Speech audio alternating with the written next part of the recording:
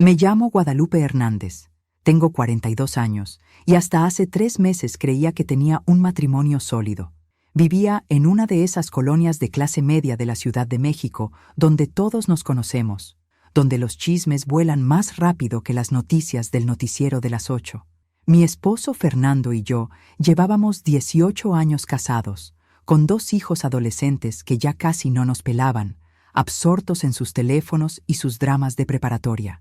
Fernando trabajaba como contador en una empresa de construcción. Yo manejaba mi pequeño negocio de repostería desde casa, haciendo pasteles para quinceañeras y bodas. Era una vida tranquila, predecible, hasta aburrida si soy honesta, pero me conformaba. Pensaba que eso era la felicidad, la rutina, la estabilidad, los domingos viendo fútbol mientras él gritaba a la televisión y yo bordaba servilletas. Todo cambió un martes por la tarde. El cielo estaba gris, amenazando con una de esas lluvias torrenciales que inundan las calles del Distrito Federal en temporada de lluvias. Había terminado de decorar un pastel de 3 pisos para una boda cuando mi teléfono vibró. Un mensaje de WhatsApp de mi hermana Esperanza. Guadalupe, necesito hablar contigo. Es urgente. Ven a mi casa. Esperanza nunca exageraba. Si decía que era urgente, era urgente. Dejé el pastel en el refrigerador, me puse mi suéter azul marino y salí hacia su casa, que estaba a solo 10 minutos caminando por las calles empedradas de nuestra colonia. La encontré en su cocina, con una taza de café entre las manos temblorosas. Sus ojos estaban rojos, como si hubiera estado llorando. Mi hermana menor, siempre tan fuerte, tan decidida, lucía quebrada. ¿Qué pasa, Esperanza? ¿Está bien, mamá? Se mordió el labio inferior, esa manía que tenía desde niña cuando estaba nerviosa. Mamá está bien. Esto es sobre Fernando. Mi estómago se encogió. ¿Fernando? ¿Qué pasa con Fernando? Guadalupe, suspiró profundamente. Lo vi ayer en la noche, en el centro, cerca de la catedral. Estaba con una mujer. ¿Y qué tiene de malo? Pudo ser una clienta, una compañera de trabajo. Estaban besándose, Guadalupe, y luego entraron juntos a un edificio de departamentos en la calle Regina. El mundo se me vino encima. Las palabras de Esperanza resonaban en mi cabeza como campanas de iglesia. Mi Fernando, mi esposo de 18 años, el padre de mis hijos, el hombre que todas las mañanas me daba un beso en la frente antes de irse a trabajar, me estaba engañando. ¿Estás segura? ¿Completamente segura? Esperanza asintió lentamente. Guadalupe, había más. Hablé con doña Carmen, la que vende elotes en esa esquina.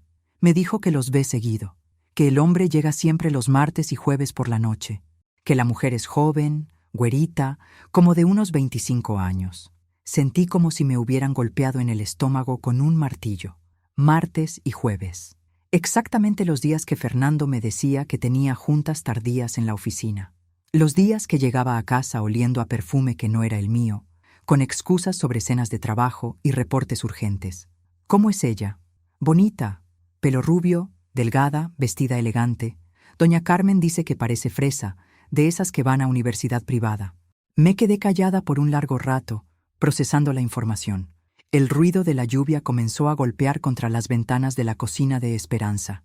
Afuera, el cielo se había oscurecido completamente.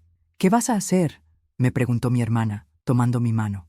No lo sé, mentí, porque en realidad, en mi mente ya estaba formándose un plan que haría que Fernando se arrepintiera de haber jugado con Guadalupe Hernández.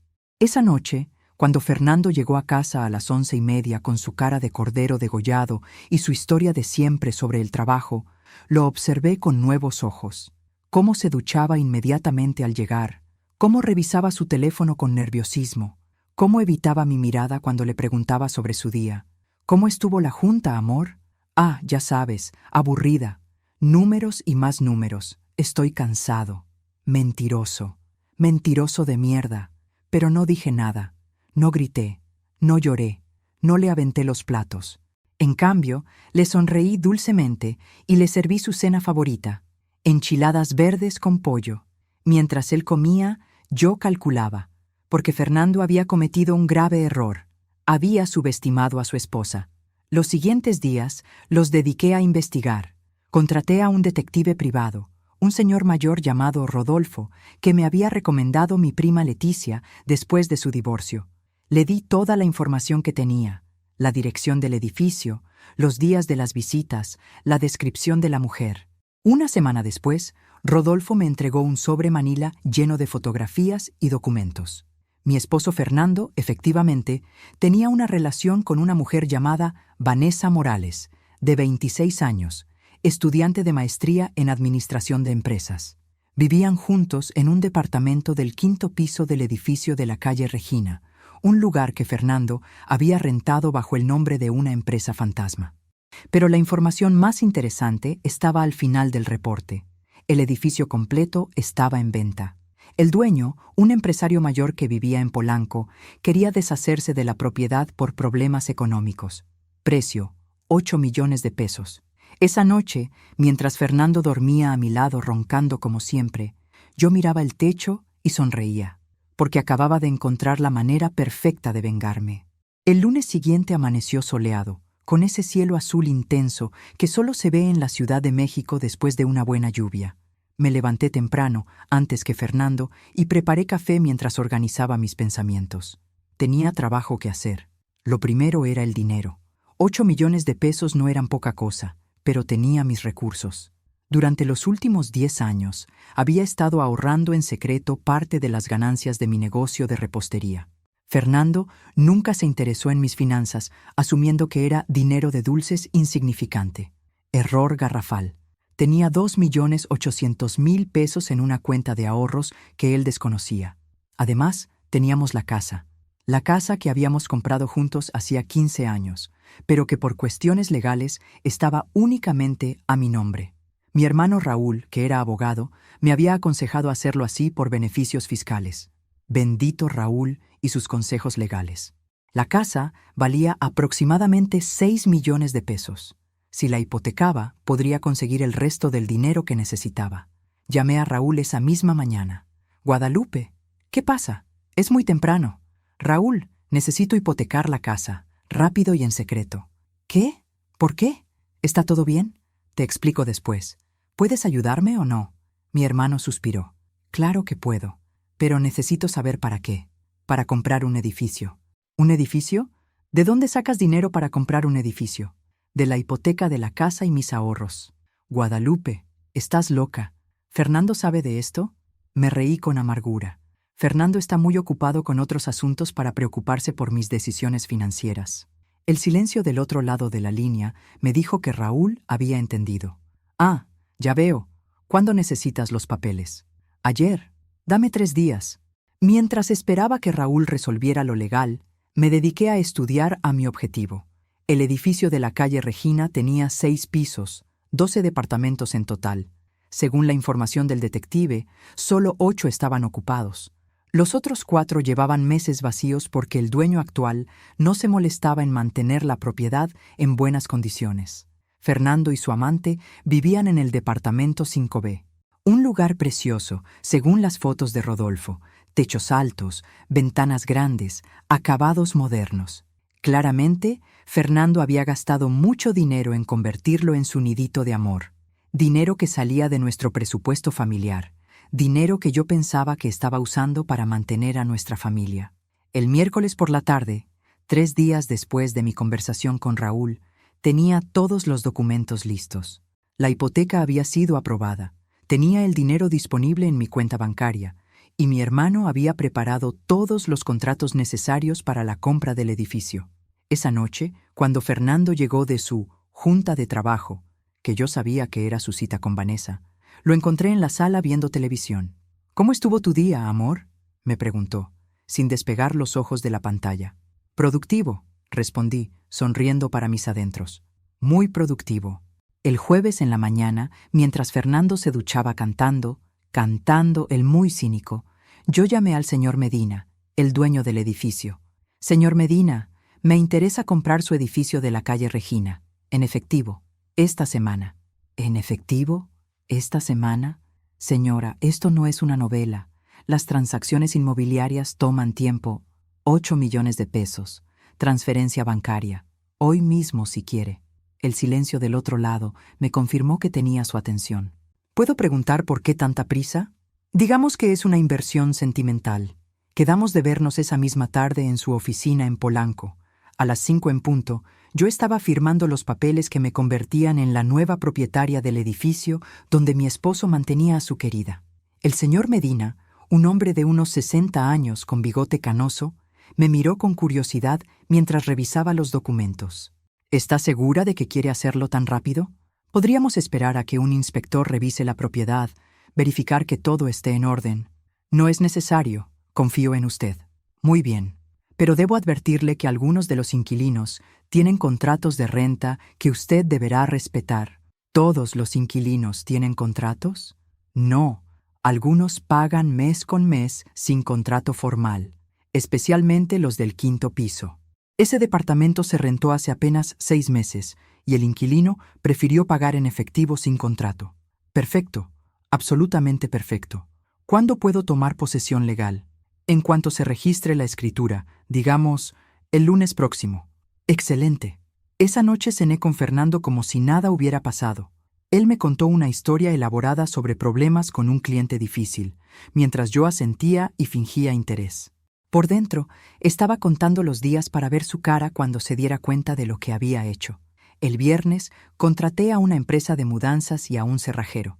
También hablé con mi prima Leticia, que trabajaba en el registro público de la propiedad. Leticia, necesito que cuando se registre mi escritura el lunes me hagas llegar una copia inmediatamente, y necesito que sea completamente confidencial. Claro, prima, pero ¿puedo preguntar qué estás tramando?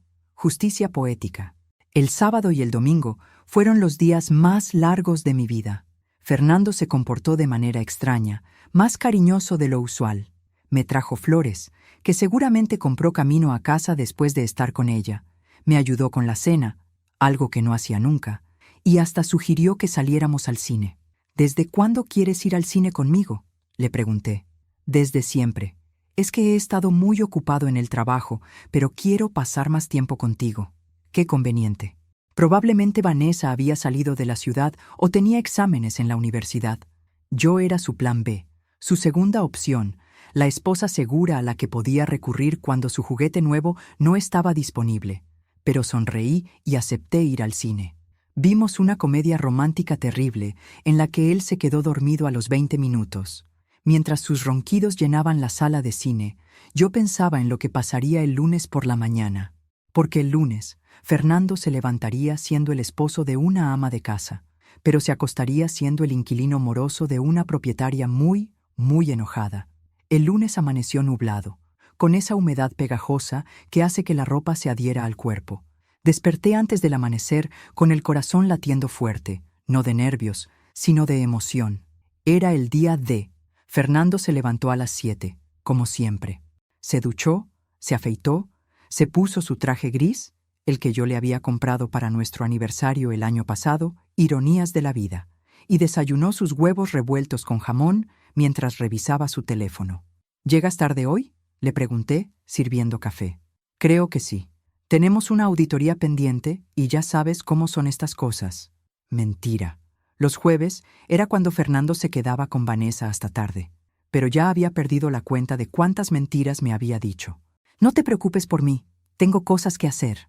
Se despidió con un beso en la mejilla y se fue, silbando esa canción de Luis Miguel que tanto le gustaba. Pobre Fernando. No sabía que estaba silbando su marcha fúnebre. A las 9 en punto sonó mi teléfono. Era Leticia. Guadalupe, ya está listo. Eres oficialmente la propietaria del edificio de la calle Regina número 47. Te mando los papeles por WhatsApp. Perfecto. Gracias, prima. A las 10 llegó la empresa de mudanzas. 3 hombres fuertes con un camión grande. A las 10:30 llegó Rodolfo, mi detective privado, con más información sobre los horarios de Fernando y Vanessa. Señora Guadalupe, según mis observaciones, la señorita sale de la universidad a las 2 de la tarde los lunes. Generalmente llega al departamento alrededor de las 3. Su esposo llega aproximadamente a las 6. Perfecto. Tengo una ventana de 3 horas. A las 11 llegó don Aurelio, el cerrajero que había contratado. Era un hombre mayor, con las manos callosas de alguien que había trabajado toda su vida con metal y llaves. ¿Está segura de que quiere cambiar todas las cerraduras del edificio?, me preguntó, cargando su caja de herramientas. Completamente segura. Soy la nueva propietaria y necesito garantizar la seguridad de todos mis inquilinos. Como usted diga, señora. A las 12 del mediodía, mi pequeño ejército y yo nos dirigimos al edificio de la calle Regina. Era un hermoso edificio de los años 40, con fachada de cantera rosa y balcones de hierro forjado. En circunstancias normales, me habría emocionado ser propietaria de algo tan elegante. Pero no estaba ahí por el valor arquitectónico. Primero hablé con los inquilinos que tenían contrato. Les expliqué que era la nueva propietaria, que respetaría sus contratos existentes, pero que por seguridad iba a cambiar todas las cerraduras. Todos me recibieron bien, especialmente cuando les dije que no aumentaría las rentas por el momento.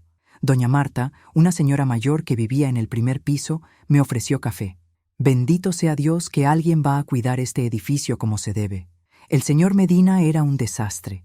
Nunca arreglaba nada, nunca se preocupaba por nosotros. Yo sí me voy a preocupar, doña Marta. Este es mi edificio ahora.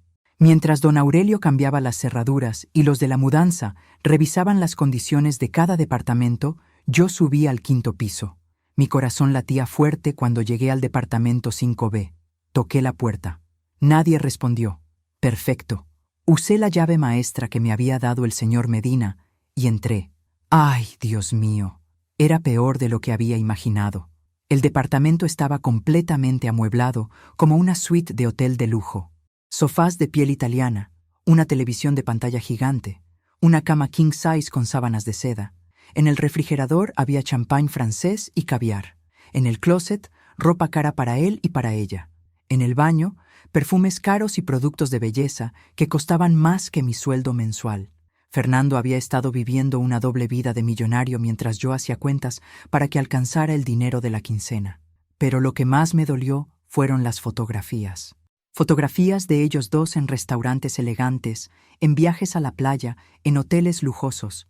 Fotografías de una vida completa que él había construido sin mí, mientras yo creía que éramos una familia feliz. En el buró encontré algo que me hizo hervir la sangre. Un anillo de compromiso. Un anillo de compromiso que Fernando le había comprado a Vanessa. Todavía estaba en su caja, con una nota que decía: «Para cuando tengamos el valor de hacer esto oficial. Te amo, F. Hijueputa». No solo me estaba engañando, sino que planeaba dejarme. Pero ya no me dolía, ya no estaba triste, estaba furiosa, y la furia era mucho más útil que la tristeza. «¡Señora!», gritó uno de los de la mudanza desde el pasillo. «¿Qué hacemos con este departamento? Todo lo que está aquí se va a la basura. Todo. ¿Todo? Pero hay cosas muy caras. Todo». Mientras ellos empacaban las pertenencias de Fernando y Vanessa, yo llamé a un abogado especialista en derecho inmobiliario que me había recomendado Raúl. «Licenciado Morales, soy Guadalupe Hernández. Mi hermano Raúl me recomendó con usted. Necesito desalojar a unos inquilinos que no tienen contrato». «¿Qué tipo de inquilinos?». «El tipo que no me conviene tener en mi propiedad». «Entiendo. Si no tienen contrato, legalmente puedo notificarles que tienen 30 días para desalojar». «No tengo 30 días. Los necesito fuera hoy mismo». «Señora, eso es complicado legalmente. ¿Y si los inquilinos han estado usando la propiedad para actividades ilícitas?». «¿Qué tipo de actividades?». «Adulterio. Están usando mi propiedad para mantener una relación extramarital. Uno de ellos está casado». El abogado se quedó callado un momento. «Señora, técnicamente el adulterio ya no es delito en México, pero si puede probar que han estado violando los términos implícitos del arrendamiento, tengo fotografías. En ese caso, puedo redactar una notificación de desalojo inmediato por violación de contrato y uso indebido de la propiedad. Pero necesito que esté consciente de que pueden impugnar, que impugnen lo que quieran. Yo tengo las llaves». A las 3 de la tarde, todo estaba listo. Las cerraduras cambiadas, los muebles en camino al basurero municipal y una notificación legal pegada en la puerta del departamento 5B informando que los inquilinos tenían exactamente 0 horas para desalojar la propiedad. Me senté en los escalones del edificio a esperar. A las 3:30 llegó Vanessa. Era exactamente como la había descrito Esperanza. Rubia, delgada, vestida con ropa cara. Llevaba una mochila Louis Vuitton y zapatos que probablemente costaban más que mi carro. La vi subir las escaleras hacia el 5º piso. Esperé. 5 minutos después, la escuché gritar: «¿Qué carajo? ¿Dónde está todo?». Subí lentamente las escaleras, como una reina subiendo a su trono. La encontré en el pasillo, leyendo la notificación legal con las manos temblorosas. «Disculpe», le dije con mi voz más dulce. «¿Puedo ayudarla?». Se volteó hacia mí con los ojos llenos de lágrimas. «Alguien robó nuestro departamento. Llamaron a la policía. Esto es un robo». «No, querida. Esto es un desalojo». «¿Un desalojo? Pero si pagamos la renta». «¿A quién le pagaban la renta?». Al dueño. Yo soy la nueva dueña, y ustedes no me han pagado nada». La vi procesando la información. Vi el momento exacto en que se dio cuenta de quién era yo. Usted es Guadalupe Hernández, la esposa de Fernando. Se puso pálida como papel. «Señora, nosotros, esto es un malentendido. El único malentendido aquí es que tu noviecito pensó que podía jugar conmigo. Pero el juego se acabó». Saqué mi teléfono y le mostré las fotografías que había tomado de sus cosas antes de tirarlas. «Aquí está tu ropa. Aquí están tus zapatos. Aquí está el anillo de compromiso que mi esposo te compró con mi dinero. Todo está camino al basurero». «No puede hacer eso. Eso es destrucción de propiedad privada». «¿Propiedad privada? ¿En mi edificio?». «No, querida, eso se llama limpieza». Vanessa comenzó a llorar descontroladamente. «Por favor, señora». Yo no sabía que él estaba casado al principio. Cuando me di cuenta ya estaba enamorada. «¿Ah, sí? ¿Y las fotografías de ustedes en restaurantes y hoteles? ¿También esas las tomaron antes de que supieras?». Se quedó callada. «Mira, Vanessa, puedo hacer esto fácil o puedo hacerlo difícil. Fácil es que tomes tus cosas, te vayas de aquí y nunca vuelvas a ver a mi esposo. Difícil es que llame a mis abogados y haga que tu nombre aparezca en todos los periódicos locales como la estudiante que destruyó una familia. ¿Qué prefieres?». Yo no tengo a dónde ir. Eso no es mi problema». A las 6 en punto llegó Fernando. Lo escuché subir las escaleras de 2 en 2, probablemente emocionado por ver a su amorcito. Vanessa y yo estábamos sentadas en el pasillo, esperándolo.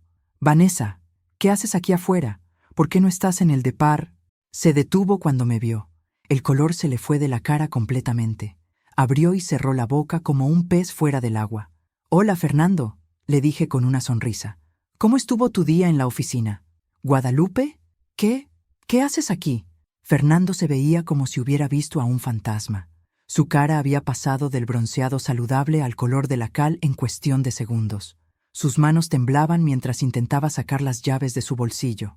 «Vivo aquí», respondí con calma. «Bueno, técnicamente soy la dueña de aquí». «¿Qué estás diciendo? ¿De qué hablas?». Le mostré los documentos legales. «Soy la nueva propietaria de este edificio, Fernando. Compré la propiedad esta mañana». Vio a Vanessa llorando en el suelo. Vio la notificación de desalojo pegada en la puerta. Vio mis papeles oficiales. Y finalmente entendió la magnitud de lo que había pasado. «Guadalupe, yo puedo explicar». «¿Explicar qué? ¿18 meses de mentiras? ¿18 meses gastando el dinero de nuestra familia en mantener a tu querida? ¿18 meses fingiendo que eras un esposo fiel mientras planeabas abandonarme?». Saqué el anillo de compromiso de mi bolsa. «¿O quieres explicarme esto?». Fernando se desplomó contra la pared. ¿Cómo supiste?». «Fernando, mi amor, ¿de verdad pensaste que podías engañar a una mujer que lleva 20 años manejando un negocio? ¿Que podías engañar a alguien que conoce cada peso que entra y sale de nuestra casa?». Vanessa se levantó del suelo. «Fernando, dime que esto es una pesadilla. Dime que no es cierto». Fernando la miró con ojos suplicantes. «Vanessa, yo iba a decirle, iba a pedirle el divorcio. Solo necesitaba el momento correcto». «¿El momento correcto?», exploté. «¿Cuál era el momento correcto, Fernando? ¿Después de la graduación de tu hijo? ¿Después de la quinceañera de tu hija? ¿O después de que yo muriera de la humillación? No es así, yo te iba a decir. Mentiroso, eres un mentiroso y un cobarde». Los gritos atrajeron la atención de otros inquilinos. Doña Marta del primer piso, el joven del segundo piso, la familia del tercero. Todos salieron a ver qué pasaba. «Fernando», dije, bajando la voz pero manteniendo la firmeza. «Tienes exactamente 5 minutos para salir de mi edificio. Tú y tu amiguita». «¿A dónde vamos a ir?». «No me importa. Pueden ir a un hotel, a casa de sus padres, debajo de un puente, pero no van a estar en mi propiedad ni un minuto más. Pero nuestras cosas. ¿Qué cosas? ¿Te refieres a los muebles que compraste con el dinero que le robaste a tu familia? ¿A la ropa que compraste mientras yo hacía malabares para pagar las colegiaturas de tus hijos?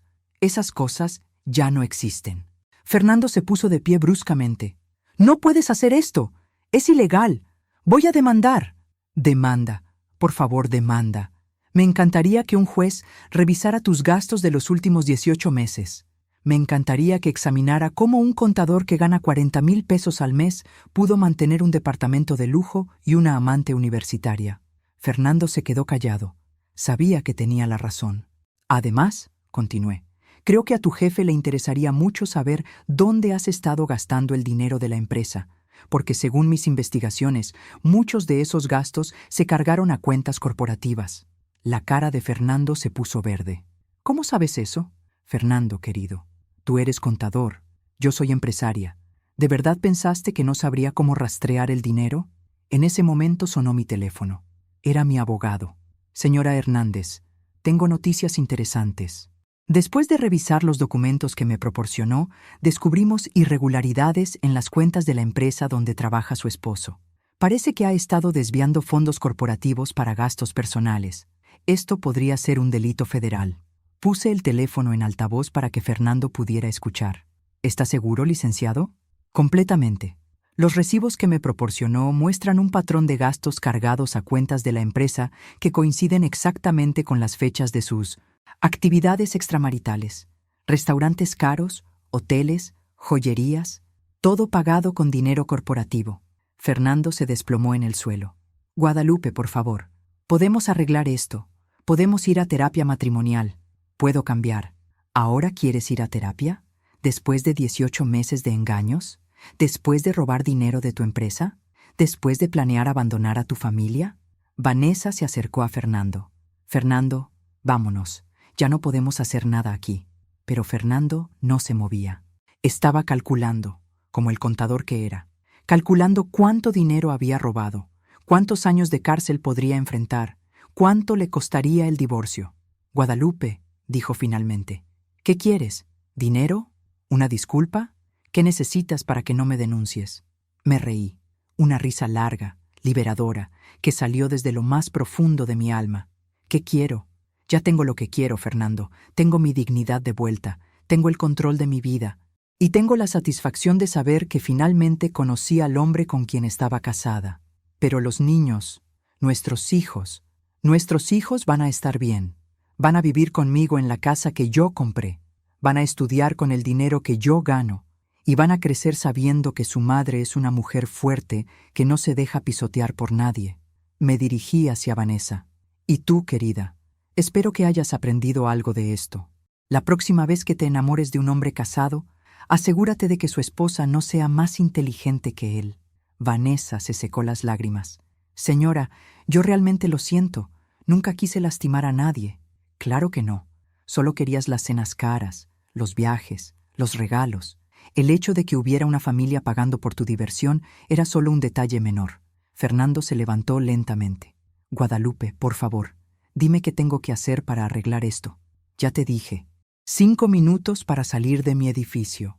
Y Fernando, si alguna vez te vuelvo a ver cerca de mi casa, cerca de mis hijos o cerca de cualquier lugar donde yo esté, me aseguraré de que la empresa donde trabajas se entere de cada peso que robaste». Fernando entendió que la conversación había terminado. Tomó a Vanessa de la mano y comenzaron a bajar las escaleras. Pero antes de llegar al primer piso, Fernando se volteó. «Guadalupe, ¿por qué compraste el edificio? ¿Por qué no simplemente me pediste el divorcio?» Lo miré desde arriba, desde mi posición de poder, desde mi trono de justicia poética. «Porque, Fernando, los hombres como tú no entienden las palabras, solo entienden las consecuencias. Y quería asegurarme de que las consecuencias fueran inolvidables». Los vi alejarse por la calle Regina. Fernando arrastrando los pies como un hombre derrotado. Vanessa llorando y hablando por teléfono, probablemente llamando a sus padres para pedirles que la recogieran. Doña Marta se acercó a mí. «Señora Guadalupe, ¿está usted bien?» «Estoy perfecta, doña Marta. absolutamente perfecta.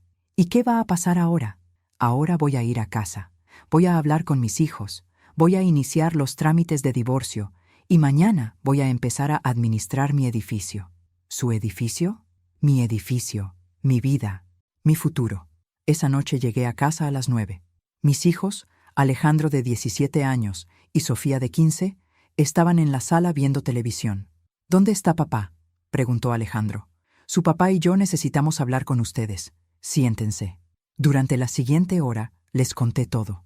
No los detalles íntimos, pero sí la verdad, que su padre había estado engañándome, que había gastado el dinero de la familia en otra mujer, que yo había descubierto todo y tomado medidas para protegernos. Sofía lloró. Alejandro se puso furioso, pero ambos entendieron que lo que había hecho era necesario. ¿Vamos a estar bien económicamente?, preguntó Alejandro, siempre el práctico. Vamos a estar mejor que bien. Su madre acaba de convertirse en propietaria de un edificio en el centro de la ciudad. Las rentas van a pagar por sus estudios universitarios y mucho más. ¿Y papá? Su papá va a tener que aprender a vivir con las consecuencias de sus decisiones. 3 semanas después, Fernando vino a buscar sus cosas. Llegó en un taxi, solo, vestido con ropa que no reconocí. Se veía 10 años más viejo. ¿Cómo estás?, me preguntó. Próspera, respondí. Y era cierto. El edificio estaba generando excelentes ingresos. Había conseguido nuevos inquilinos para los departamentos vacíos, y mi negocio de repostería había crecido gracias a las recomendaciones de doña Marta y los otros inquilinos. Los niños no me contestan las llamadas. Los niños están procesando la traición de su padre. Dale tiempo. ¿Hay alguna posibilidad de que podamos intentarlo otra vez? Lo miré fijamente. ¿Fernando? ¿Dónde está Vanessa? Se fue. Regresó con sus padres a Guadalajara. Dice que no quiere saber nada de hombres casados. Qué conveniente. ¿Y ahora que tu juguete se fue, quieres regresar con la esposa confiable? No es así. Sí es así. Y no, Fernando. No hay ninguna posibilidad. Los papeles del divorcio están listos. Solo necesito que los firmes. Fernando firmó los papeles sin protestar. Sabía que no tenía opción. 6 meses después, mi vida había cambiado completamente. Era una mujer divorciada, propietaria de un edificio próspero y empresaria exitosa. Mis hijos se habían adaptado bien a la nueva situación. Alejandro había conseguido una beca parcial para estudiar ingeniería, y Sofía había empezado a ayudarme con el negocio de repostería los fines de semana. Fernando había conseguido un nuevo trabajo en una empresa más pequeña y con un sueldo menor. Vivía en un departamento de una recámara en una colonia popular. Intentaba mantener contacto con los niños, pero las relaciones seguían tensas. Un día, mientras revisaba las cuentas del edificio en mi nueva oficina, había convertido uno de los departamentos vacíos en mi centro de operaciones. Llegó doña Marta con una taza de café. Señora Guadalupe, ¿puedo preguntarle algo? Claro, doña Marta. ¿No se arrepiente de lo que hizo? Fue muy drástico. Me quedé pensando un momento. ¿Sabe qué, doña Marta? Durante 20 años fui la esposa perfecta. Cocinaba, limpiaba, criaba a los niños, manejaba mi negocio y nunca cuestioné nada. Confiaba ciegamente en mi esposo. Asumía que compartíamos los mismos valores, los mismos objetivos, y él la traicionó. Me traicionó de la manera más cruel posible. No solo me engañó, sino que usó nuestro dinero para mantener a otra mujer. Gastó el futuro de nuestros hijos en satisfacer sus caprichos. Pero comprarse todo un edificio para vengarse... ¿Venganza? No, doña Marta, esto no fue venganza. Esto fue justicia y supervivencia. Doña Marta sonrió. Tiene razón. Y si me permite decirlo, usted es la mejor propietaria que hemos tenido. El edificio nunca había estado tan bien cuidado. Esa noche, mientras cenaba con mis hijos en nuestra casa, la casa que ahora era completamente mía, Sofía me hizo una pregunta que me sorprendió. Mamá, ¿crees que papá realmente nos amaba? Claro que los amaba. Los sigue amando. El problema de su papá no era falta de amor, era falta de carácter. ¿Cuál es la diferencia? El amor es un sentimiento, el carácter es una decisión. Su papá nos amaba, pero cuando tuvo que elegir entre hacer lo correcto y hacer lo que quería, eligió lo que quería. Alejandro, que había estado callado, habló finalmente. Mamá, estoy orgulloso de ti. Al principio pensé que había sido muy dura. Pero ahora entiendo que lo que hiciste fue protegernos y enseñarnos, añadió Sofía. Me enseñaste que las mujeres no tenemos que quedarnos calladas cuando nos lastiman. Esa noche, después de que los niños se fueran a dormir, me senté en mi terraza con una copa de vino y reflexioné sobre todo lo que había pasado. Había perdido un matrimonio, pero había ganado mi autoestima. Había perdido la ilusión de tener una familia perfecta, pero había ganado la realidad de ser una mujer fuerte e independiente. Había perdido al hombre que pensé que conocía, pero había encontrado a la mujer que nunca supe que podía ser. Mi teléfono vibró. Un mensaje de texto de un número desconocido. Guadalupe, soy Fernando. Sé que no quieres hablar conmigo, pero necesito que sepas que lo siento. Siento haberte lastimado. Siento haber sido tan egoísta. Siento haber perdido a la mejor mujer que conocí en mi vida. No espero tu perdón, pero necesitaba decírtelo. Lo leí 2 veces. Después lo borré. Porque Fernando tenía razón en una cosa. Había perdido a la mejor mujer que conoció en su vida. Pero yo no la había perdido. La había encontrado. Me llamo Guadalupe Hernández. Tengo 43 años. Soy empresaria, propietaria, madre soltera y la prueba viviente de que la mejor venganza no es venganza en absoluto. Es construir una vida tan buena que tus enemigos se arrepientan de haberte subestimado.